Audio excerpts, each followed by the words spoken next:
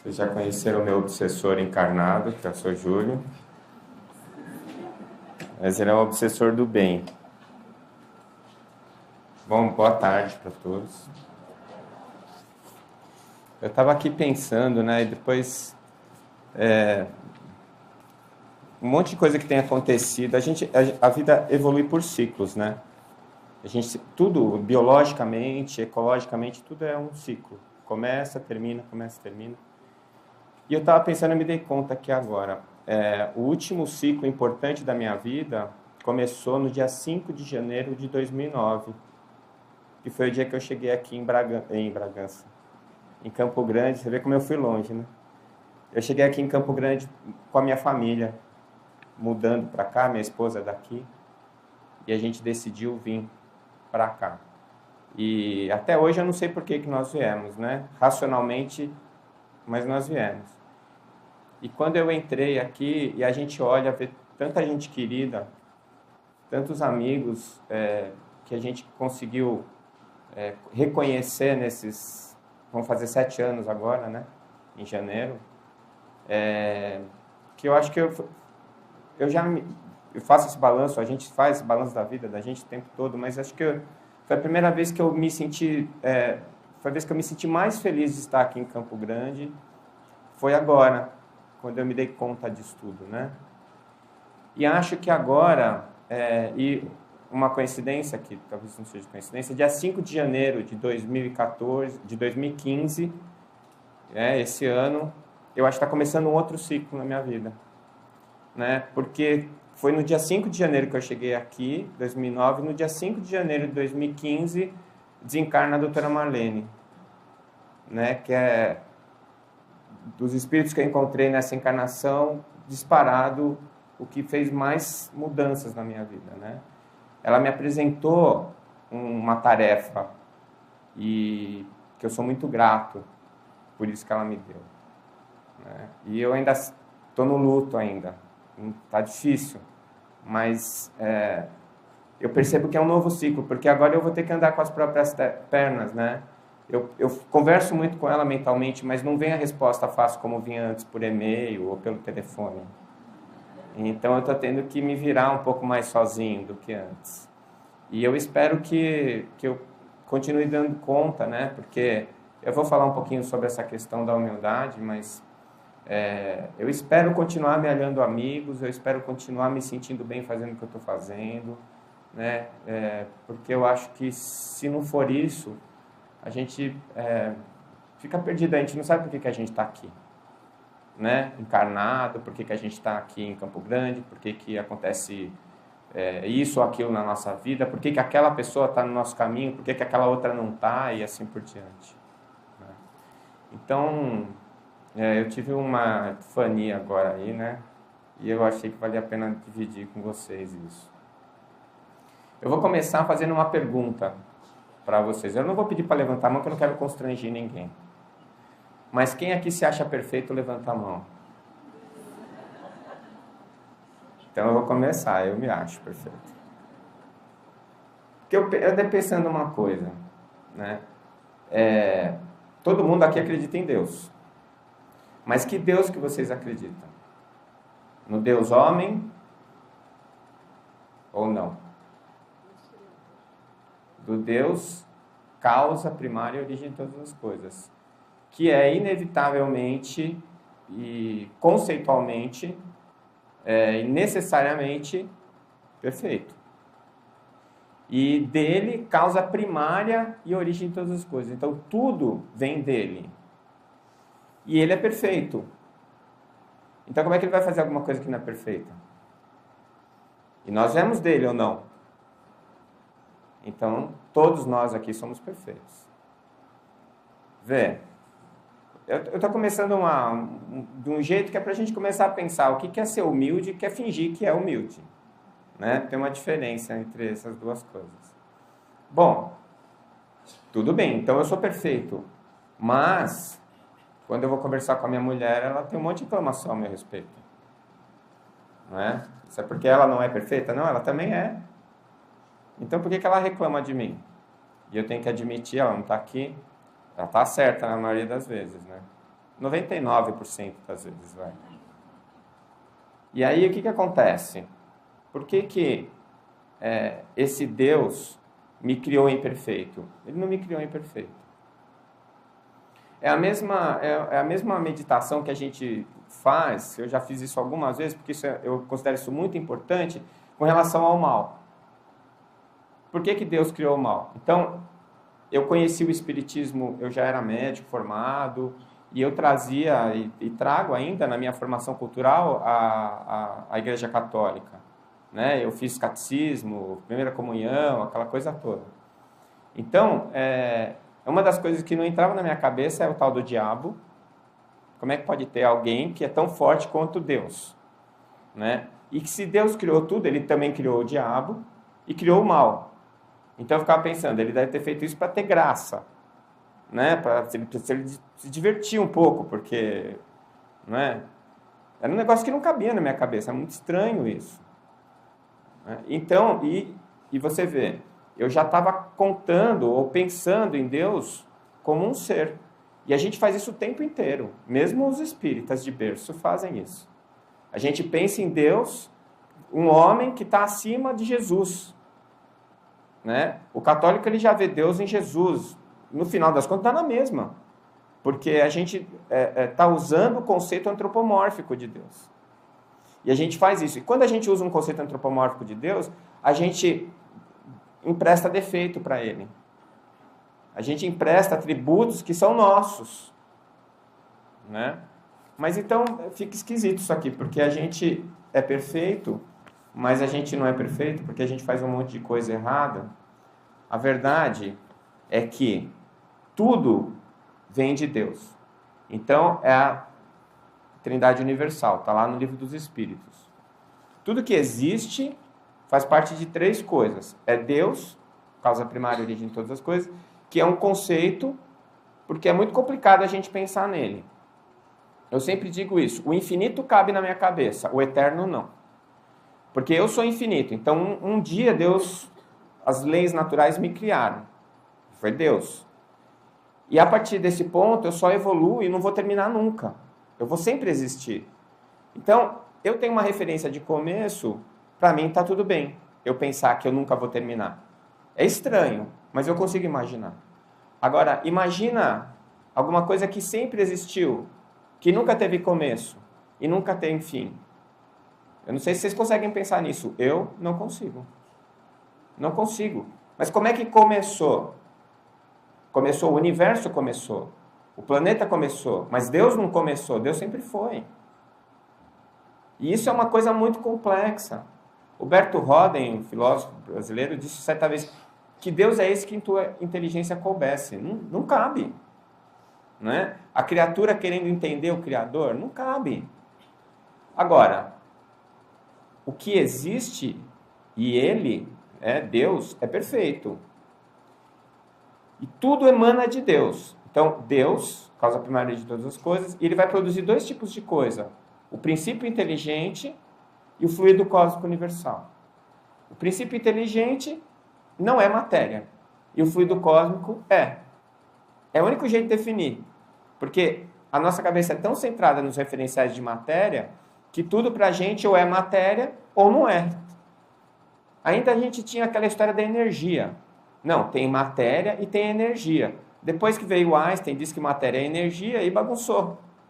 Porque nem isso dá para você separar. Então, ou é matéria ou não é matéria. O que não é matéria é princípio inteligente.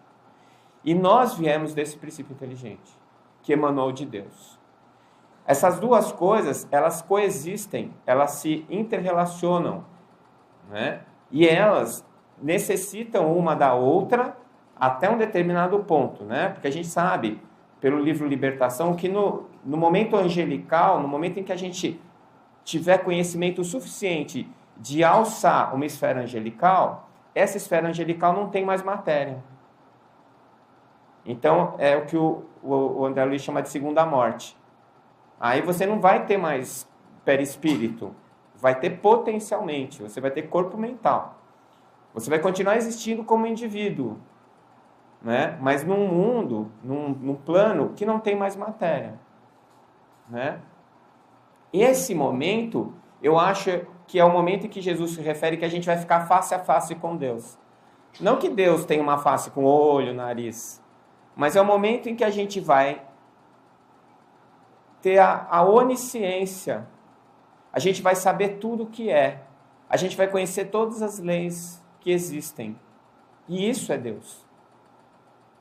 São as leis naturais, que são perfeitas e, portanto, imutáveis. O perfeito não muda, ele é perfeito. É igual verdade. Quando a pessoa fala assim, na ciência as verdades são transitórias, isso é uma grande mentira, porque verdade é sempre verdade. Na ciência a gente considera transitória porque a gente vai na frente e descobrir que o que a gente achava que era verdade não era. Ou aquilo que a gente achava que era uma coisa fechada não era, tinha mais coisa além. Então, o que é transitório é a nossa ignorância, não a verdade. Não é? Então, vejam bem que dentro desse caminho, nós somos criados num determinado momento, né, 100% ignorantes. E a ignorância não é a falta de conhecimento. Ignorar é não saber que existe. Não é? Então, nesse momento, a gente foi criado 100% ignorante, mas com 100% de potencialidade para nos tornarmos anjos. E este caminho do 0 até o 100 é um caminho que vai sendo preenchido com a evolução. Não é? E é nesse momento que nós nos encontramos hoje. Às vezes, quando eu estou otimista, eu acho que a gente está na metade do caminho. Às vezes, quando eu estou pessimista, eu acho que a gente está começando agora. A verdade é que, a partir do momento em que a gente toma consciência de nós mesmos, né, nós entramos numa faixa diferente de evolução. E a partir do momento em que nós temos o pensamento contínuo, a gente entra na faixa hominal. O dia que a gente aprender a amar incondicionalmente, a gente entra na faixa angelical. Então a gente está num caminho, tá? Como se fosse a barrinha do download lá. Então, eu gosto de imaginar que nós somos iguais uma bandeja cheia de copos vazios. Então, quando nós fomos criados como individualidades, né, no momento em que nós nascemos como espíritos, como alma, é como se tivesse uma bandeja e tivesse vários copinhos vazios na bandeja. Aí cada copinho tem uma coisa, tem um nome, cada copinho, de uma coisa que você precisa botar lá no copinho, né?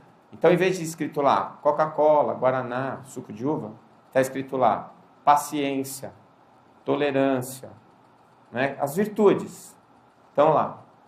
E nasce tudo vazio, tá certo? Conforme você vai vivendo a sua vida e você vai experienciando as coisas, nos dois planos, hein? Nos dois planos. Aqui no começo, quando a gente é mais primitivo, a gente fica muito mais tempo encarnado do que desencarnado. Os animais, por exemplo, eles encarnam compulsoriamente. Então, eles desencarnam, logo estão reencarnando. E nós, os homens mais primitivos, o Homo habilis, o homem de Neandertal, ele reencarnava compulsoriamente, um atrás do outro. E conforme a gente vai ganhando matéria mental, a gente vai sendo capaz de produzir pensamentos, a gente vai ficando mais tempo desencarnado. E os espíritos mais evoluídos, eles ficam mais tempo do lado de lá do que do lado de cá. O momento que a gente está vivendo agora é um momento de morte. Porque a gente encarnado é um momento triste para a nossa... útil, mas triste para a nossa evolução. Porque o nosso mundo não é aqui. Nosso mundo verdadeiro é no plano espiritual. E para a gente estar aqui, a gente sofre um monte de restrições. A gente não consegue enxergar tudo que é, a gente só não consegue ouvir todos os sons que existem, todas as vozes. A gente não consegue sentir tudo que a gente é capaz de sentir. É como se você vestisse no seu perispírito aquelas máscaras, né, de esqui. Só fica o buraquinho do olho, um buraquinho para a boca, ou como se você estivesse vestindo um escafandro e indo para o fundo do mar. O seu tato é prejudicado, sua visão é prejudicada, sua audição é prejudicada, é tudo prejudicado. Para você poder estar num ambiente onde não é o seu ambiente. 10, 20 metros embaixo da água. Então, a gente encarnado aqui é assim, a gente está no momento de morte. O pessoal que está do lado de lá, no mundo real, está esperando a gente voltar. Fala, que bom, ele vai desencarnar tal dia. Vamos fazer um bolinho. Vamos receber ele com festa. E a gente está aqui, a gente acha que aqui é bom. E a gente fica nervoso porque vai embora. As pessoas têm medo de morrer e tem que ter medo de nascer. Nascer que é punk. E quando você vai nascer, que você vai reencarnar, chega, os livros de André Luiz conta isso. Ó, eu fui lá no Ministério da Reencarnação, eu vou reencarnar. Todo mundo chora. É 5, 6 dias chorando, mas meu Deus, eu tenho que encarnar, oh, meu Deus. E como é que vai ser o planejamento? Ah, eu vou nascer, vou casar com a fulana. Ai, meu Deus. Mas Jesus está no leme. Ah, vamos confiar, vamos confiar. Né? E aí, a hora que a gente está aqui, a gente acha que é tudo, que aqui é que é legal. A gente acha que só aqui é que é a realidade. Não é. Mas por que a gente faz essas viagens? Né? Por que a gente está vindo para cá? Porque a gente precisa preencher os nossos copinhos. Né? E o interessante é assim, é que a gente tem essa ideia, que eu estava falando para vocês, do bem e do mal. Isso era um outro problema que eu tinha. Deus não pode ter criado o demônio, nem criou o mal. Então, o mal é a ausência do bem. Então, nós não somos imperfeitos, nós somos incompletos, porque os nossos copinhos estão vazios.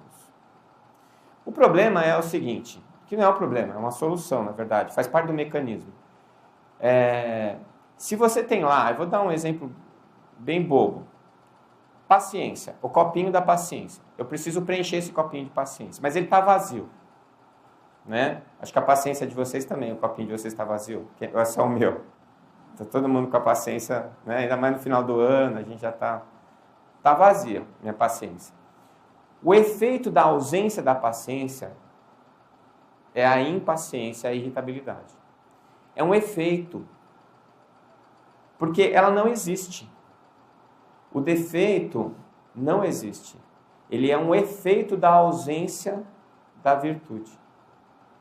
Como o mal é o efeito gerado pela ausência do bem. Né? Eu dou esse exemplo sempre, alguns de vocês já devem ter ouvido um monte de vezes, mas é a história da luz e da escuridão. Então, se a gente fechar, vedar todas as janelas dessa sala, vai ficar tudo escuro, a luz apagada, tudo escuro, tudo escuro. Se a gente abrir uma frestinha, ilumina. Mas, se eu estiver do lado de fora da sala, está tudo escuro aqui dentro, e eu abrir uma frestinha, a escuridão não sai. Por quê? Porque ela não existe, ela é um efeito da falta da luz. Ela não tem substância, ela não é algo. Ela é uma ausência. Não é? Então, é igual saudades, né? Diz que saudade só tem em português essa palavra. Em inglês é falta. I'm missing you, não é? Eu estou sentindo falta de você. É a ausência. Então, o que existe em nós, na nossa incompletude, é o efeito da ausência do bem.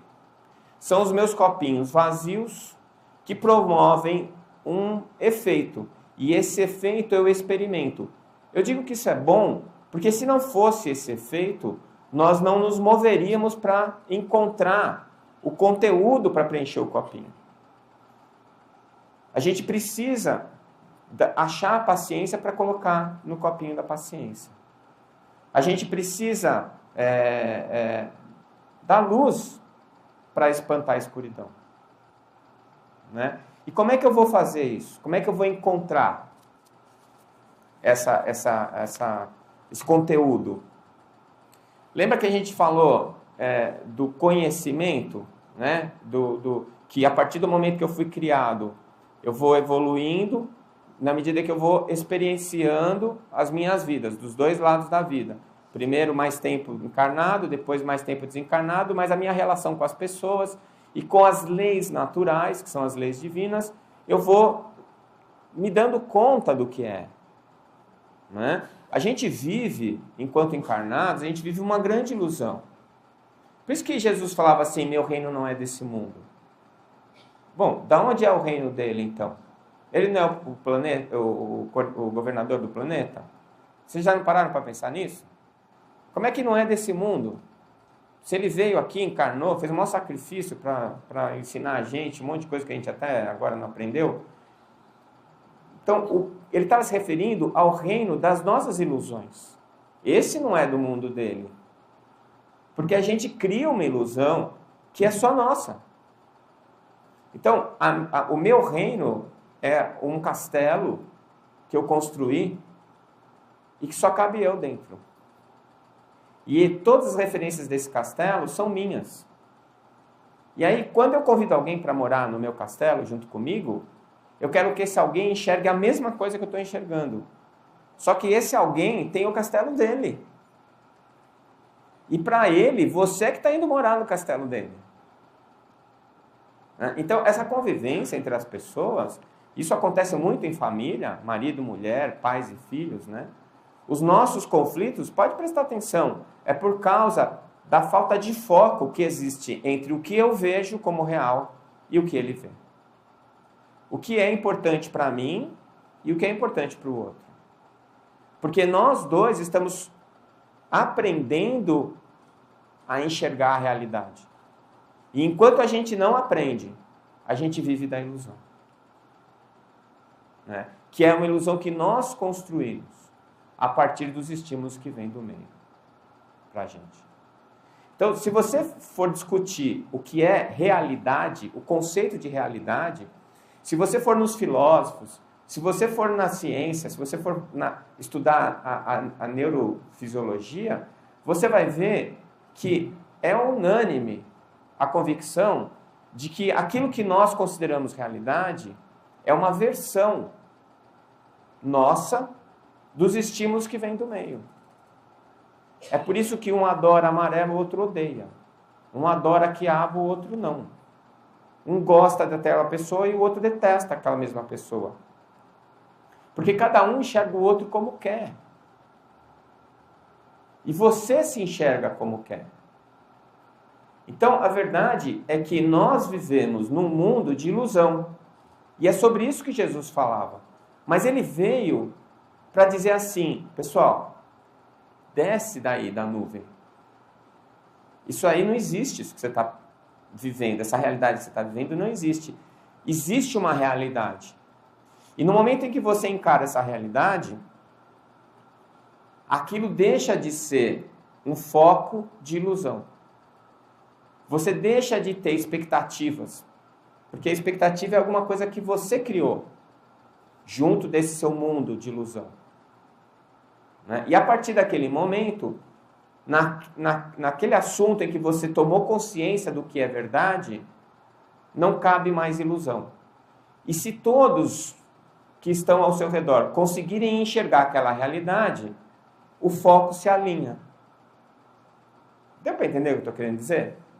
Então, quando eu discuto com o outro, eu estou discutindo com o outro, geralmente nenhum dos dois está certo. Ou os dois estão certos. Por quê? Porque cada um está vendo a sua realidade. Mas a partir do momento que a gente enxerga alguma coisa que é, e não o que a gente pensa que é, aí aquilo é igual para todo mundo que enxerga aquilo lá. Então, voltamos para a história do copinho. Cada coisa que eu descubro, cada coisa que eu aprendo, é um véu que eu tiro e consigo enxergar o que é real. Então é como se eu entrasse dentro dessa sala e eu não conseguisse enxergar nada, só cadeiras vazias. E a partir do momento que eu vou começando a interagir na sala, aí eu estou olhando aqui, vejo o seu Carlos. Aí eu começo a enxergar o seu Carlos. Falo, mas onde o seu Carlos estava? Ele estava sentado aí, só que eu não estava vendo ele. E muito provavelmente ele também não estava me vendo. Ou até estava, mas sabia que eu não estava podendo ver ele. Conversa de louco essa, né? Mas é isso mesmo, é assim que eu imagino as coisas. E aí o que acontece? A partir do momento em que eu realmente enxerguei a verdade, ele está aí, está sentadinho aí, isso não vai mudar. Então, aonde eu não enxergo, aonde eu não sei o que é, eu projeto o meu desejo do que eu quero que seja. É o nosso grande problema nas nossas relações afetivas. Eu digo sempre isso. Quando o meu primeiro filho nasceu, e eu peguei ele no colo, eu pensei, é isso que Jesus falava sobre o amor incondicional.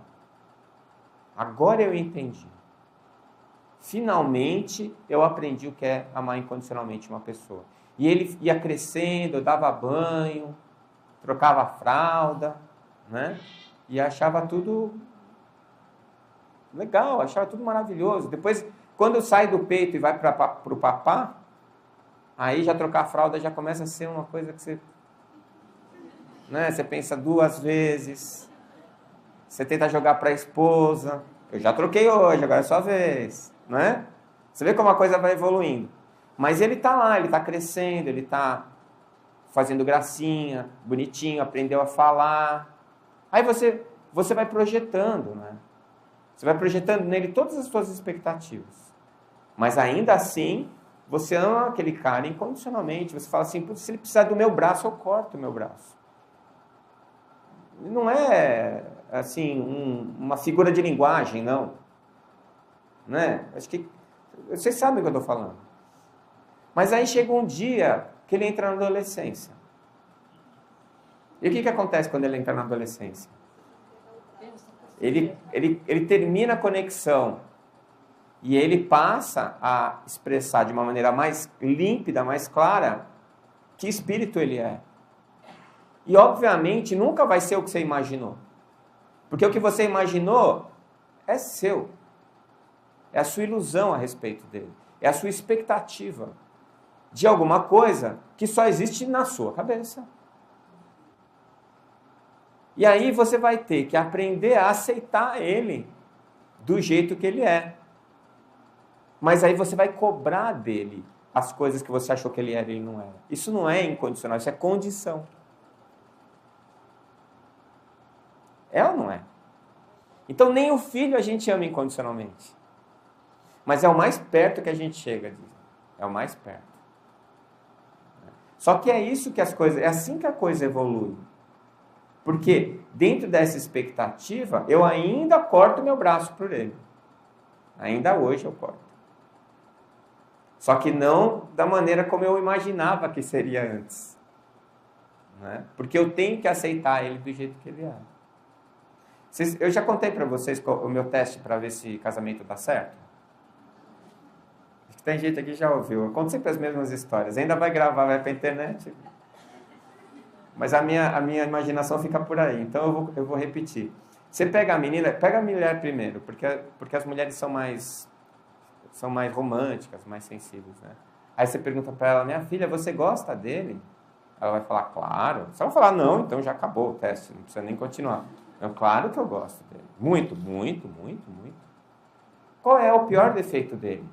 Ah, ele não tem. Não dá 1 ano o casamento. Não dá 1 ano. Porque se ninguém tem defeito, o defeito é dela de ser cega. Né? Mas se ela falar assim, não, ele tem defeito. Ó, passou na primeira fase. Qual é o pior defeito dele? Ah, vamos supor. Ah, ele é pão duro. Ah, ele é pão duro. E como é que você vai resolver isso? Ah, eu mudo ele. Ó, esse é aquele casamento que vai se arrastar por anos e anos. Ela vai estar velhinha, vai estar xingando ele. Eu não sei porque eu casei com você. Por quê? Porque ninguém muda o outro. A única pessoa que a gente é capaz de transformar é a gente mesmo. E a gente não faz. Difícil. Agora você imagina você transformar o outro. Você pode coagir ele. Enquanto você tiver alguma coisa que ele precisa, você pode forçar ele a agir da maneira como você quer que ele age. Mas você não está transformando ele, não. Você está forçando a barra só. No dia que ele não precisar mais daquilo, ele vai cair fora. Isso chama coação. Então, se ela falar que vai mudar ele, é para ter pena. É para ter pena. Agora, se ela falar assim, eu aprendo a conviver com isso. Eu vou dar um jeito, eu me adapto. Esse casamento, no que depende dela, vai dar certo. tem que perguntar para ele a mesma coisa. Né? Então, é a história do polvilho, né? Tem o polvilho doce e o azedo, não é assim? Qual é a diferença de preparo do doce e do azedo? Eu aprendi isso agora, faz pouco tempo. O polvilho azedo você tem que ficar mais tempo na água para tirar mais a sujeira. Então, se você quiser comer polvilho azedo, você tem que ter paciência. Paciência. Então, se você quer casar com um polvilho azedo, que você saiba que ele é um polvilho azedo. Né? É a mesma coisa a expectativa, que também me dá muita pena mesmo. Aquelas meninas falam assim, eu estou esperando o meu príncipe encantado que vem me fazer feliz. Ô dó! Não é? O príncipe encantado, não existe príncipe encantado. Deixa eu falar, você pode beijar quantos sapos você quiser, que nenhum deles virá príncipe. Mas pode beijar um príncipe que é só você dormir com ele, quando ele acordar no dia seguinte, é um sapo. Porque ninguém resiste ser príncipe todos os dias, nos horários críticos. Quando levanta de manhã, quando está de mau humor, quando chega cansado, quando está com sono, quando está com fome. Quem é que é príncipe? Fala para mim. Não é verdade? Então, se você entra numa relação com as expectativas de que o outro seja aquilo que você quer que ele seja, o que é que vai acontecer? Decepção. Depois da decepção vem a mágoa. Depois da mágoa vem a raiva. E aí, o que é que precisa para resolver isso? Divórcio. O divórcio resolve parte do problema. Resolve a convivência, mas não resolve o problema. Qual é o único remédio que existe para a raiva, para a mágoa? Perdão. A manifestação do amor. O perdão. Por isso que o Chico falava que quem perdoa ainda é espírito evoluído. Por quê? Porque se você perdoou, é porque antes você se magoou. Se você se magoou, é porque você não ama incondicionalmente. Você esperava alguma coisa dele. Então, no mundo do amor incondicional, a palavra decepção desaparece, a palavra ingratidão desaparece. Porque o que é o ingrato? O ingrato é aquele que não te deu o que você acha que você merecia pelo que você fez por ele. Então assim, eu vou te amar, desde que você seja um filho bem legal. Eu acho que nesse ponto a relação entre marido e mulher é muito mais honesta. Porque assim, olha, eu te amo, mas é o seguinte, tem umas regras. Você não pode sair com mais ninguém, sou só eu. Né? A gente estabelece as regras. E a gente segue. Quebrou a regra, acabou o casamento. Como dizia um amigo meu, é um cristal. Quebrou, cola, fica a cicatriz. Né? Então, na relação, a confiança, a vontade de aceitar o outro como ele é o segredo do sucesso. Então, quando você ama incondicionalmente, você faz pelo outro alguma coisa, você não espera absolutamente nada dele. Nada. Você já se satisfaz por poder fazer. E aí, se você não espera nada, o que é ingratidão? Não existe.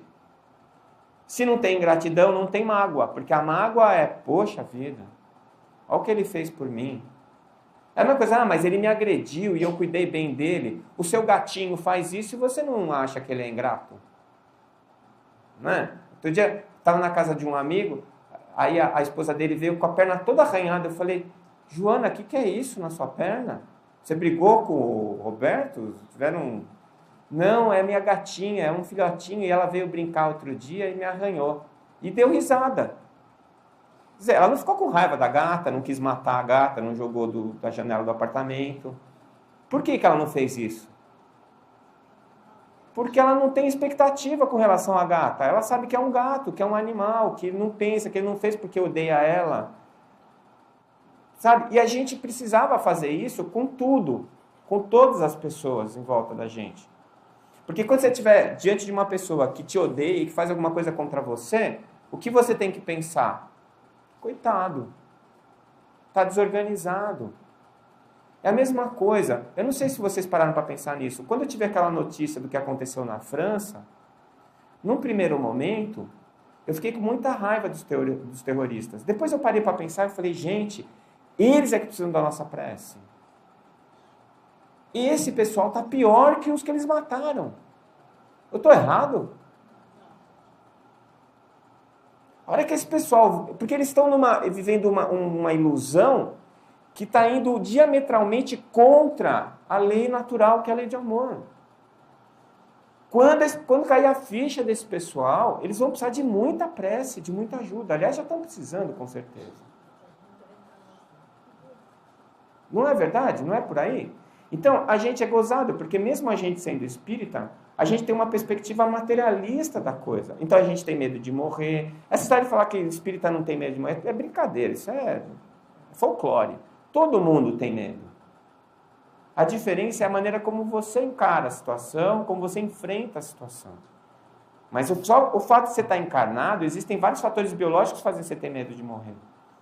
Então, nós não somos diferentes dos outros, mas o que a gente tem de conhecimento preencheu tem que ter preenchido alguns dos copinhos da sua bandeja. E quando você preenche esse copinho da sua bandeja, o efeito negativo desaparece. E aí o que aconteceu? Você evoluiu. A barrinha do download cresceu mais um pouquinho. Tem um copinho a mais preenchido lá. Então todo mundo que está aqui dentro hoje tem uns copinhos que estão bem cheios, outros que estão vazios, que não tem nem cheiro, e tem outros que estão pela metade, que já tem 1/4, 2/4, 3/4. E a bandeja de um é completamente diferente da do outro, em termos de preenchimento. E é por isso que a gente está junto. Porque o que eu já sei, eu compartilho com você que não sabe. E por outro lado, o que você não sabe, você me ensina. E aí a gente vai trocando as experiências e um ajuda o outro a encher o copinho. Então, vocês concordam comigo que dá para eu dividir, em vez de falar em bem e mal, eu falar em consciência e ignorância? Porque o mal não é nada mais, nada menos que a ausência do conhecimento. A ausência do que é. Isso para mim foi libertador. Primeiro que eu consegui entender Deus. Ele não criou nada errado. Eu não sou imperfeito. Eu sou incompleto. E ele não criou o mal é o que falta. Ele criou o bem existe. Ele está lá. A lei de amor que plasmou tudo, que é o pensamento divino, está lá. É. Não é? E a partir disso, eu preciso o quê? Conhecer. Então, o copinho que está vazio, eu vou encher ele como? Eu vou encher ele tomando ciência disso. Consciência. E como é que eu faço isso? Quem arrisca? Como é que eu vou aprender? Não é com a experiência? Experiência. Boa vontade também. Só está antecipando minha palestra, dona Areuda. Espera um pouco. Então, a consciência, ela é a experiência, e essa experiência te traz um aprendizado. O aprendizado preenche o copinho. Como é que eu consigo ter experiência? Bom, para mim isso funciona assim. São duas maneiras de eu ter experiência. A primeira é a experiência que eu mesmo vivi. Eu mesmo vivi. Então, eu fui lá, experimentei e não gostei. Ou fui lá, experimentei e achei legal. E aí, se eu achei legal, eu comecei a repetir.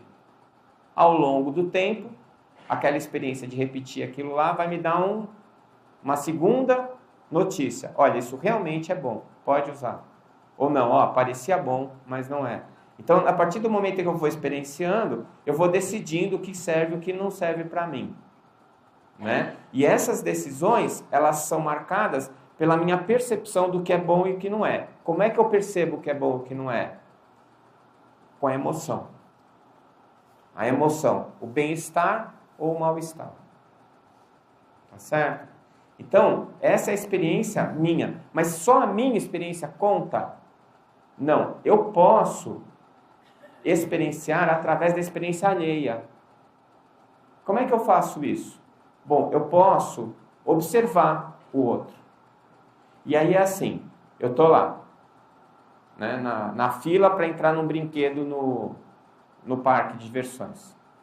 Aí eu tô lá. Aí todo mundo subindo na roda gigante. E eu tô lá na fila. E tô olhando o pessoal. Eu não sei se vocês são que nem eu. O que você faz? Você vai olhar o cara que está saindo. Se ele está saindo rindo, feliz, eu estou na fila ainda. Se sai alguém chorando, eu já nem entro. Aí entra o cara e a roda gigante começa a rodar. De repente a roda gigante quebra. Você vai ficar na fila esperando? Você vai vazar. Na outra vez que você for num outro parque de diversões, se tiver uma roda gigante, para você entrar na fila, você vai pensar 2 vezes. Por quê? Você teve a experiência de ficar preso na roda gigante? Não. Mas você experienciou o outro tendo a experiência. E isso pode ser marcante para você. Se você prestou atenção e se você estava atento para aquilo que estava acontecendo, aquela experiência do outro vale como sendo sua experiência. Então você não precisa passar por absolutamente tudo para aprender. Às vezes, o fato de você estar lá quando alguém passa já serve de ensinamento. E tem ainda uma terceira hipótese, que é eu pegar a experiência alheia através do estudo, do relato. Não é isso que a gente faz? Por que a gente gosta de ler romance espírita? Por que a gente gosta de ler romance? Por que a gente gosta de ir no cinema? Por que a gente gosta de ler livros? Quando você quer saber sobre um assunto, você pega um livro para ler sobre aquele assunto. Por que a gente faz isso?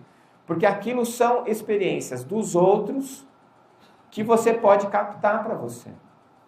Só que a intensidade dessa experiência é bem menor do que você está experienciando o outro ou de você estar passando por aquela situação. Então são graus diferentes de percepção.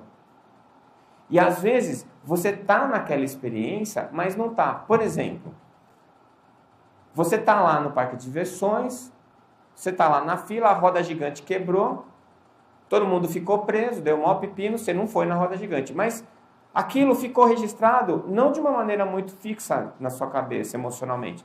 Porque você não se solidarizou com quem estava lá na escada, na cadeira, na roda gigante.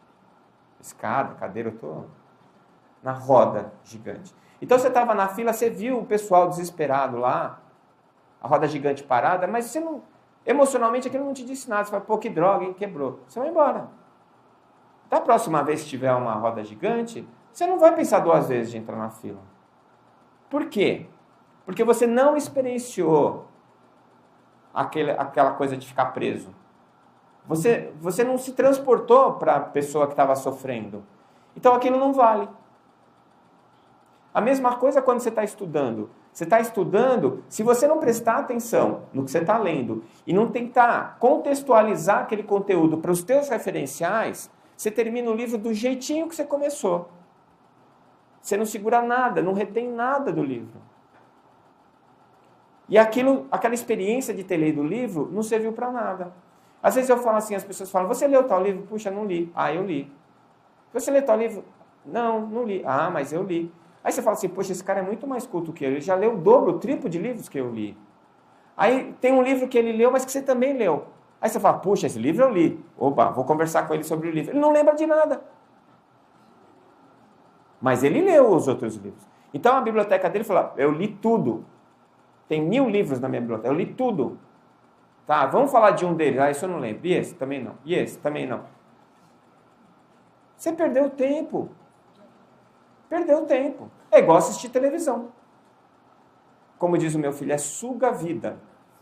Suga a vida. Você está ali, qual é a tua experiência daquele momento? Bom, pode ter coisas boas, claro. São experiências, vivências. Mas vou trocar, em vez de televisão, videogame. Você está jogando videogame, aquele negócio não te traz nada. Não te traz nenhuma informação. Então, aquele período que você ficou lá, vocês não jogam videogame? Não. Mas Candy Crush joga. É, o pessoal do Candy Crush, aquele é o craque. E fica. O que você está pensando naquela hora? Nada. Suga a vida. São segundos valiosos, que você podia estar pensando em alguma coisa. O Arthur Schopenhauer fala do ócio produtivo, que é o ócio produtivo? É quando você não está fazendo nada fisicamente, mas você tem espaço mental para pensar em alguma coisa útil. Se você não tiver o ócio produtivo, você não produz nada, nada acontece na sua vida. Eu gosto muito disso quando eu estou dirigindo. Às vezes eu tô com alguma coisa coçando na minha cabeça, eu desligo o som e fico pensando enquanto eu estou dirigindo. Será que isso é assim? Será que isso é assado? E aí eu tiro essas conclusões que aí eu trago para a palestra. Não sei se é verdade ou não, mas nós estamos aqui para dividir. Né? Então, é nesse momento em que é muito importante você parar para pensar o que é que está acontecendo na sua vida, para você contextualizar aquela experiência e decidir se aquilo vale ou não para você. E aí, essa experiência vai ser transformada em alguma coisa para pôr dentro do copinho. Eu, como médico, vejo a doença é um dos maiores produtores de paciência. O cara que está doente e não tem paciência, ele não consegue melhorar. Né? O diabético, o que o diabetes ensina? Disciplina. Disciplina.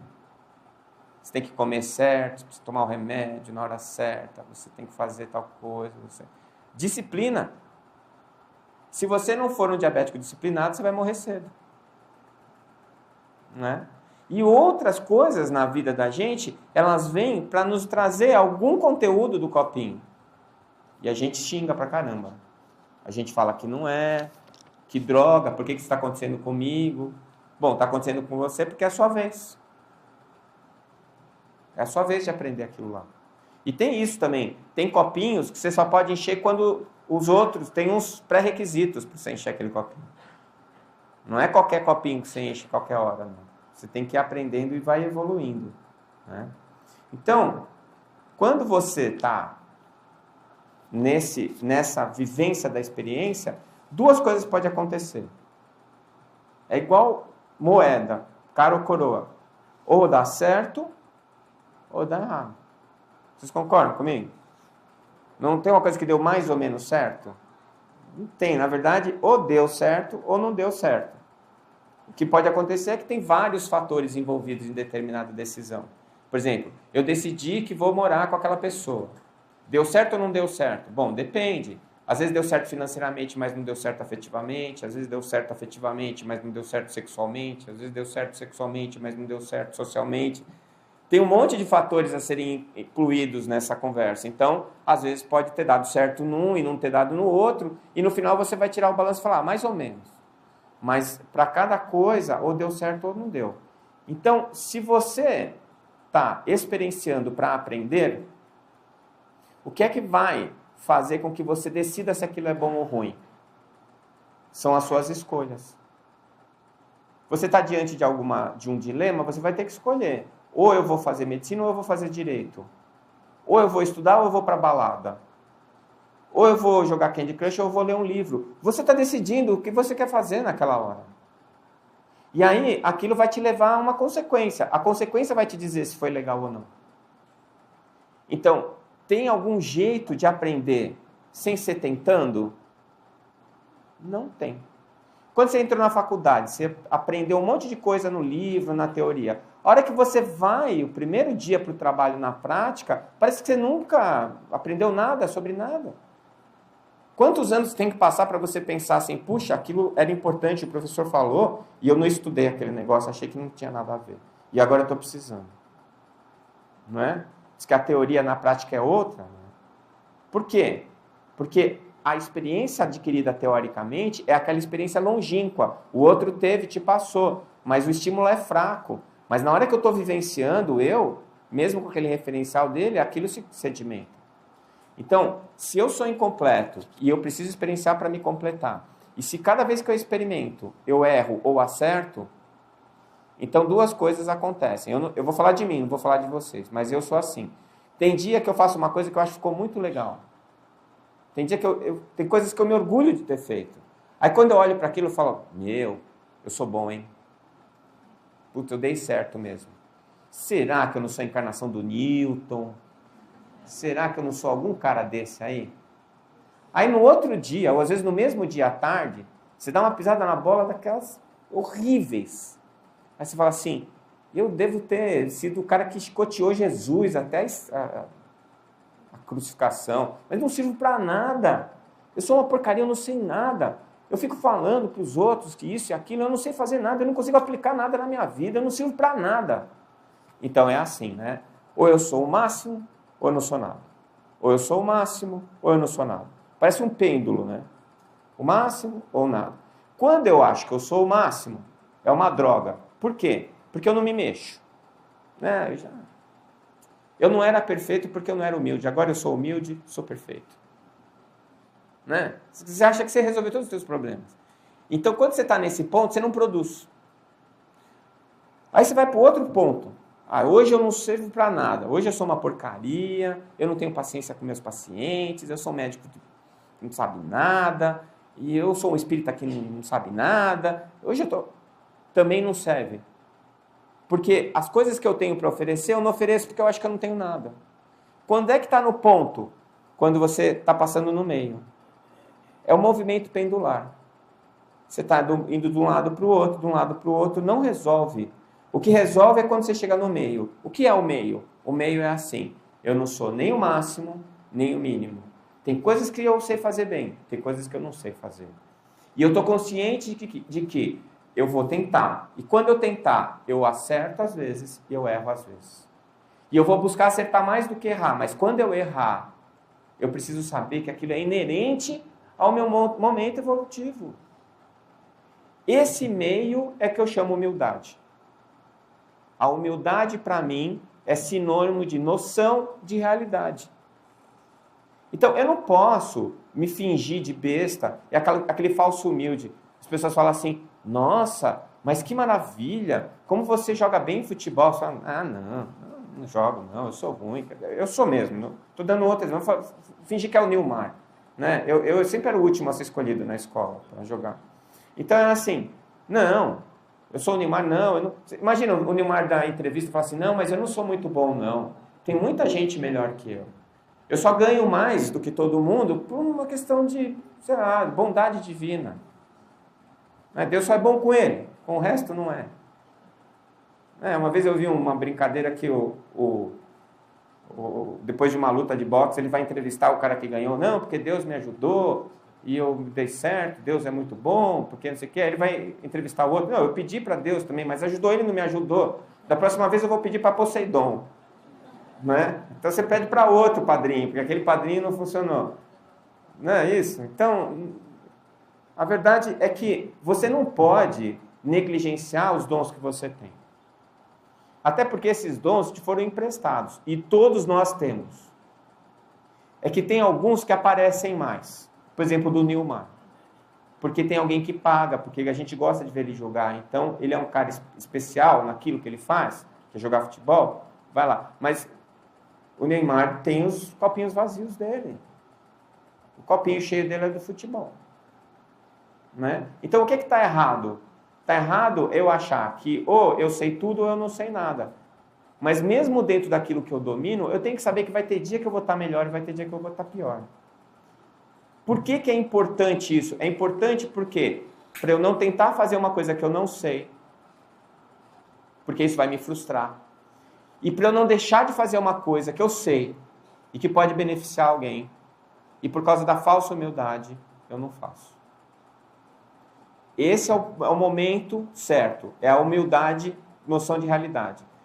Eu passo por esses momentos na minha vida. Tem dia que parece que eu estou no ponto. São os dias melhores. Às vezes eu falo, puxa, hoje eu estou bem. Eu vou sentar e vou escrever alguma coisa, vou preparar uma aula, vou escrever um capítulo do livro, vou fazer alguma coisa. É o dia que eu mais produzo. Aí depois, quando eu estou lá na porcaria, achando que eu não sirvo para nada, eu leio o que eu escrevi, eu falo, nossa, eu devia estar mesmo psicografando, eu estava intuído. Como é que eu ia escrever um negócio legal desse? Eu não sirvo para nada, eu não faço nada de bom. Agora, se eu pegar esse mesmo texto, quando eu estiver me achando o máximo, e falar assim, isso como uma droga, eu não vou publicar, não. Vou jogar fora, isso aqui é porcaria. Né? Porque eu estou fora da realidade, eu estou desfocado. Então, eu preciso achar esse ponto. Né? Enquanto a gente não tem isso, Porque a gente passa por momentos de humildade, você precisa resolver o problema do erro. Porque quando você percebe o erro, o que acontece? Alguém aqui erra de propósito? Você fala assim, hoje eu acordei de pá virada, vou sair e vou fazer tudo errado. Aí alguém vem te cumprimentar, você fala, não quero falar com você. Aí você pensa assim, será que ele se magoou? Tomara. Alguém faz isso? Não faz. Sabe, a gente erra por ignorância. Mas aí tem um momento em que a ignorância desaparece, que é o momento em que você vai experimentar a resposta daquilo. E neste momento é que cai a sua ficha. E é o momento do arrependimento. Veja, agora eu vou usar essas palavras, eu estou dando o conceito. Você pode imaginar diferente. Eu estou dando o conceito porque você pode usar a palavra de uma maneira diferente. Arrependimento e culpa, para mim, são coisas diferentes. O que é o arrependimento para mim? É a tomada de consciência do erro.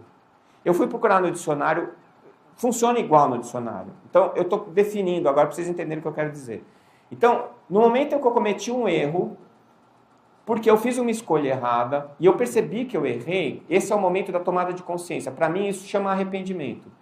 A partir do momento que eu me arrependi, eu tenho 2 caminhos que eu posso tomar.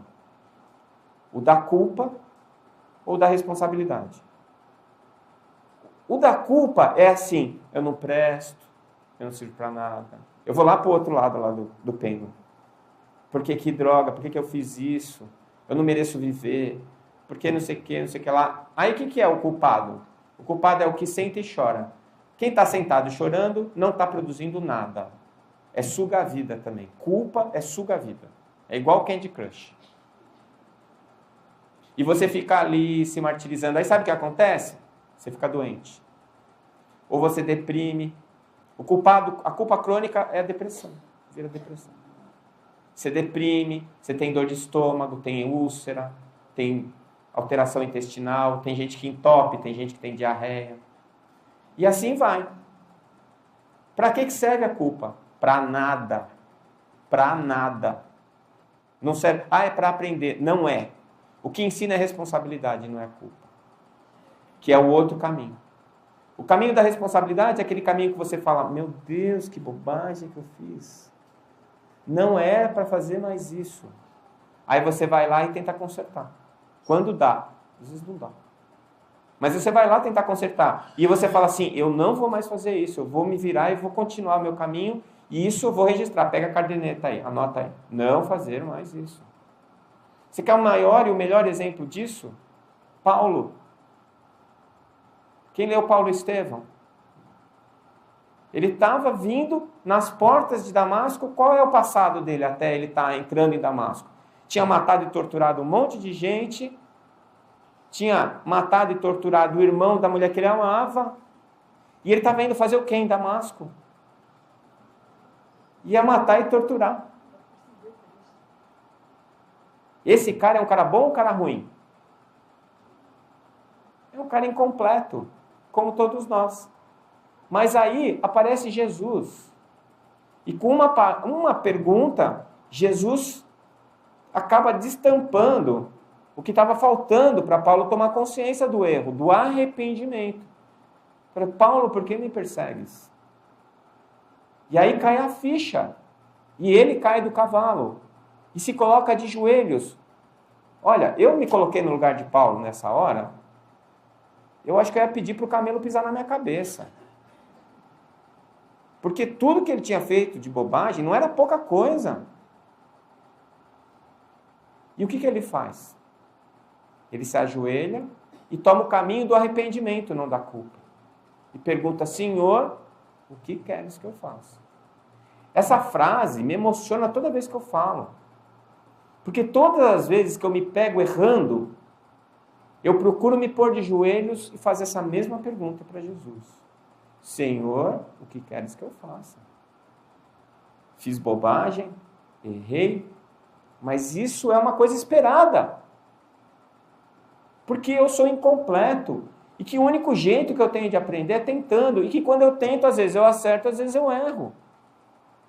Então eu preciso retomar o caminho. E não é o caminho da culpa, é o caminho do arrependimento seguido da responsabilidade.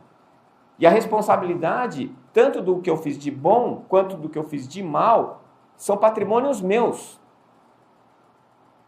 É meu patrimônio. O que eu plantei, eu vou colher. De bom ou de ruim. Então, esse é o caminho que eu acho da evolução. Porque quando eu escolho a culpa, eu estou escolhendo a dor. E quando eu escolho a responsabilidade, eu estou escolhendo o amor. Qual é a diferença entre os dois?